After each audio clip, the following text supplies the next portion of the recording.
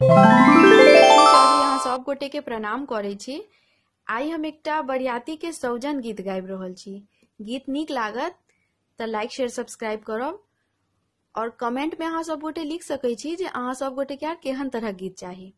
धन्यवाद। प्रिय पाहुना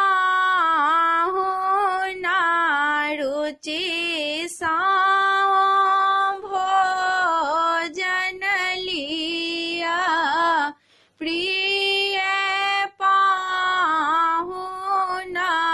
रुचि सा भोजन लिया, आहा के जोगा किछु बनालो ने व्यंजन,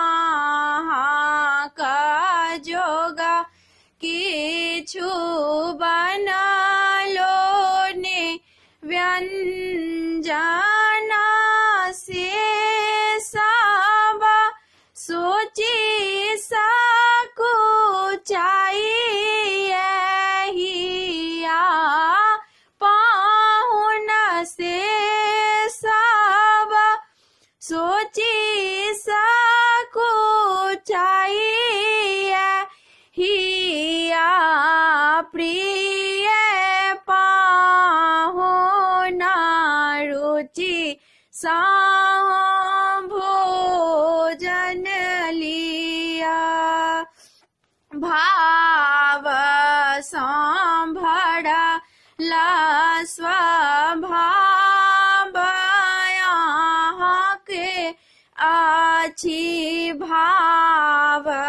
संभरला स्वभाव यहाँ के अछि, परमा कृपालु यहाँ के हिया, पाहुन परमा कृपालु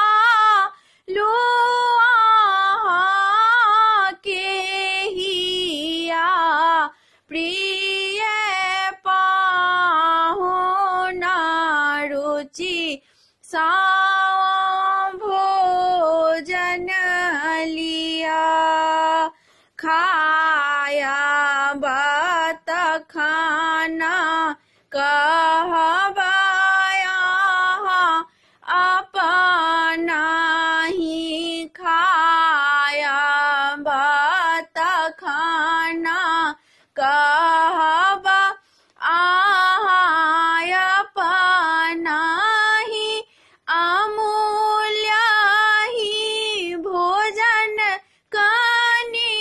कनियार दिया, सासु है अमूल्य ही भोजन कनियार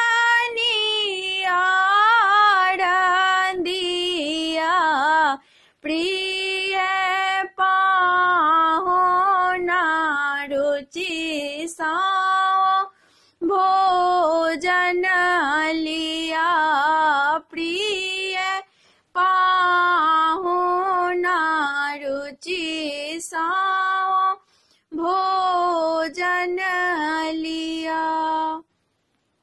आशा करे छी जे गीत अपने लोकन के नीक लागत। धन्यवाद।